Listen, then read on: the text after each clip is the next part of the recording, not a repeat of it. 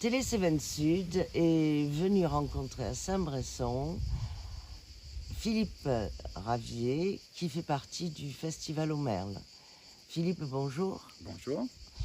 Vous faites un festival au Vigan et ce festival est quand même intéressant parce qu'il va du slam jusqu'au flamenco en passant par les chanteurs à texte et aussi des chansons pour enfants, d'après ce que j'ai compris.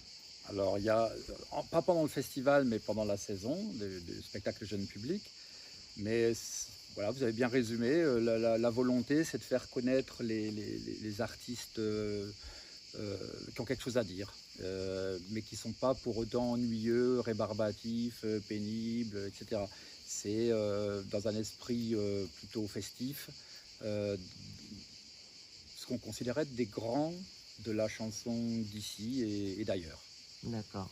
Et vous avez donc plusieurs dates qui arrivent? Voilà, la première c'est vendredi à venir, le 15 juillet, avec le concert de Vicente Pradal.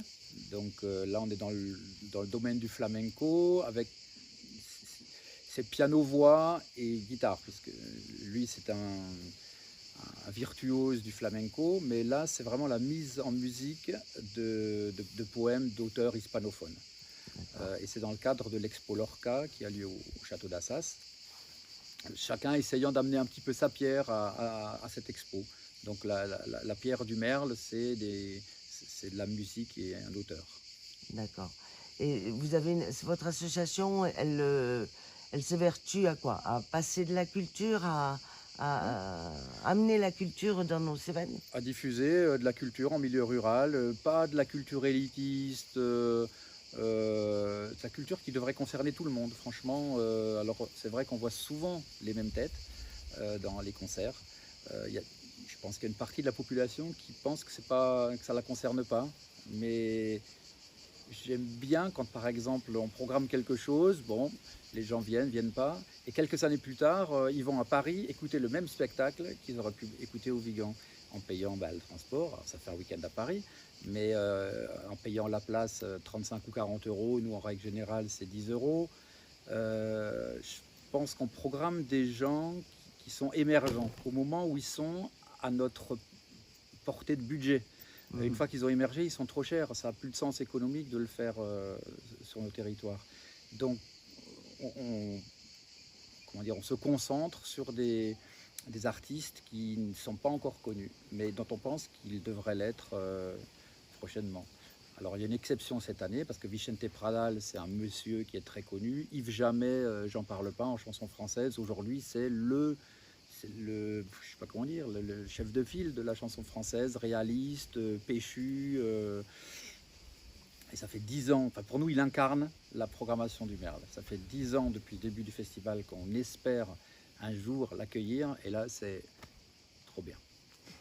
Alors, vous avez donc le 15 au soir, soirée flamenco. Ouais. Ensuite, vous avez Le 30 et le 31 juillet, donc tout ça, c'est dans les jardins du château d'Assas, au Vigan.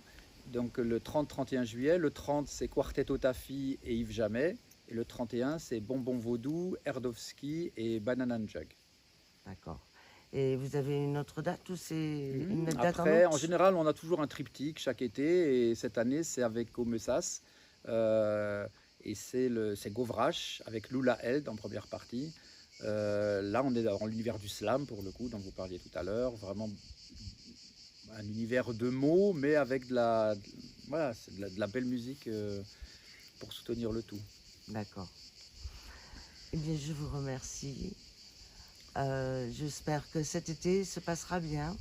Ben, merci beaucoup. Je voudrais juste ajouter un petit quelque chose, parce que dans notre action sur l'année, on met à disposition, c'est important de le faire savoir aux gens de la communauté de communes du Pays Viganais et de celle de Cause Ségoual Cévennes Terre Solidaire, on met à disposition du matériel de scène gratuitement, pour permettre à toutes les associations, les collectivités, les bars, les restaurants aussi,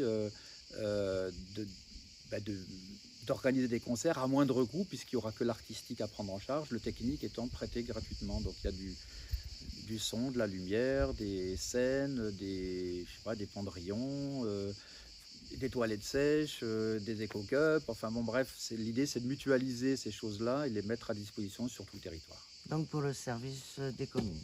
Voilà, c'est une façon aussi de jouer notre rôle, de diffuser la culture en milieu rural. Je vous remercie. Merci beaucoup.